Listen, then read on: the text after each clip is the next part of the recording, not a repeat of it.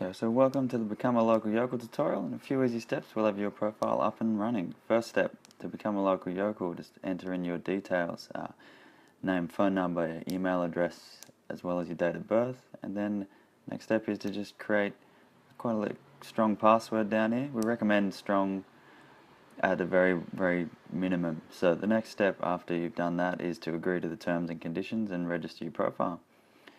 Once you've sent the activation email, it should be the first thing in your inbox. Once you're in there, wahoo, you're registered. So the next step is to activate your account. Easy by just clicking the link. It should take you back to this page. Once you click login, it will ask you to enter the email address you've just received an email to, plus the password that you've just created. Then it takes you to the edit your profile page, which there's many steps to do, but the first one would easily just to put in your location and enter a tagline that best describes yourself. My one is for forever exploring. And then our location, Gold Coast, and then you click the tick just to confirm your changes. Next step is to add a profile photo. Easiest way to do so is just one of your face, preferably not bound by sunglasses or anything like that, just so guests will easily be able to recognize you once you do meet them and start taking experiences. Hit the upload button, then the update profile, and in a few seconds it should flash back with my ugly little mug there. So the next step is to just tell us a little bit about what it is you love to do and about yourself. I've prepared one earlier, just saying where I'm from, what I enjoy doing in my spare time, just a little inspirational quote as well. From there, next is to put your address in, just in case we need to send you out any information via snail mail. It's not my actual address, but it's one I know that exists in there. There we go, Broadbeach, Queensland. Next, we're ready to start creating experiences. First one, click on the Create New Experience and just type in a quick little title, briefly describing what it is you are doing on your experience. Then the location, which should pop up in the drop-down menu. Categories, connect with nature, fit and well, as it's a waterfall experience, but there are many other ones to choose from, just how people will find you. The intro, quick and simple, just an intro into what it is you do, with the description being the full description of what your experience entails. Everything from step by step, we're not giving away too much, but knowing what people will expect on your adventure. The next one is just a short description, which will be in the scrollable list of where the other experiences are found.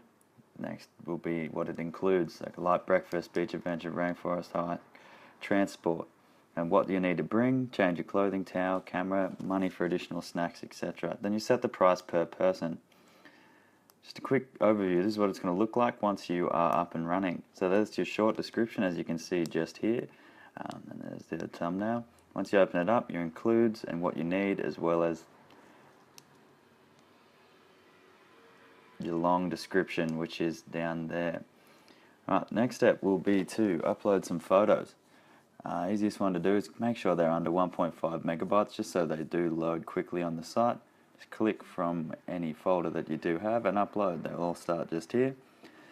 Next is minimum, maximum number of people, pretty straightforward, followed by the duration. Easy thing to do, duration is roughly about how long the experience will take. Lastly, we need to do your experience schedule or your availability. For example, so I'm just going to do Saturday and Sunday, and from there I'm going to start taking experiences at 8, with the last time I'm available to be booked probably about 1 o'clock, as it is an all-day thing. Next again, 8 and 1, and I'm probably available on Friday afternoon, so 3 to 4, weekly. Then we need to activate those experience times. Go back up, check that the uploads are done. Finally, we need to pick a thumbnail for your experience. So this is going to be the one that appears on the list when you're scrolling through. So make it stand out, make it exciting, as it will boost the amount of people clicking through your experience. Check everything's done, submit, and you will be notified by an administrator once you've been approved. Back to profile, here we go, 50%. Now, your experience will appear in your dashboard, which you find through the little orange icon at the top, dashboard. To edit your experience, you'll hit the little arrow, or the little pencil I should say, right next to it. Alrighty, so that is there. Next is to add in a PayPal email account. If you don't have a PayPal account, they're quite easy to create. This is just so we can securely pay you once your experiences have been hosted.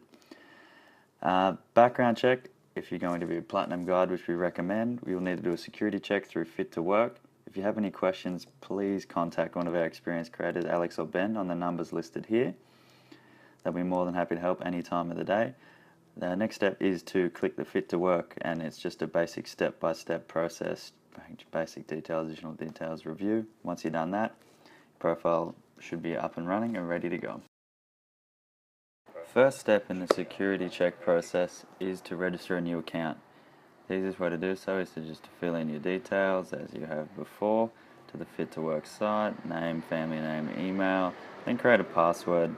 The biggest thing about this password is it does need to be 8 characters long with at least one number and one uppercase letter in it.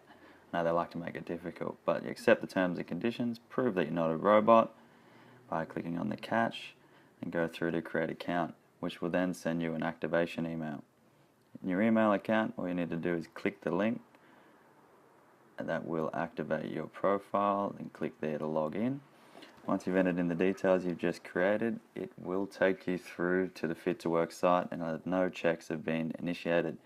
From there you need to go back to localyokl, go back to your edit profile, and then in the edit profile section you'll be able to complete the localyokl security check. Now you have a Fit to Work profile. So just go to login, from there enter in the details you've just entered in before, and that should take you straight through to the Start My Check Continue application.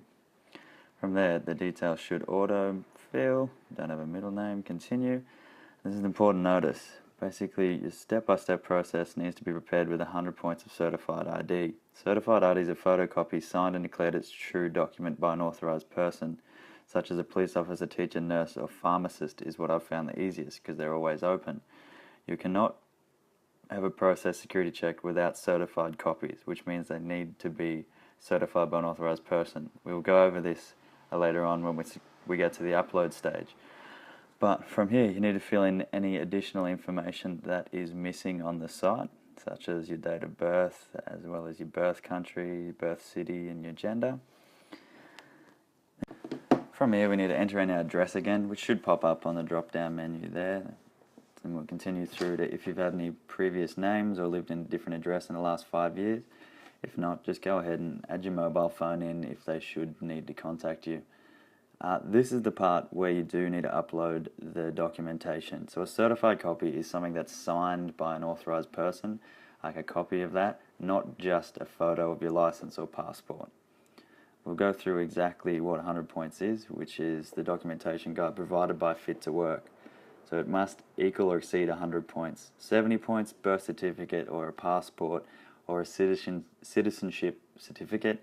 Category B, which is 40 points, is any government issued driver's license, blue card, aviation card, or any other public employee ID that has been government issued. Finally, Category C is a foreign driver's license, proof of age card, Medicare card, or a debit. A person that's authorised to certify documentation is basically an Australian lawyer, member of the police force, a principal, counsellor, vet, but I've found the easiest is a pharmacist, because pharmacists are open all the time and they do this quite a lot. So basically you need to take a photo of your documentation, print that copy, take both the original ID and the copy of the identification through to a certified person who will then sign off that documentation as correct. And then it's the photo or the scan of that certified documentation that you re-upload to the site.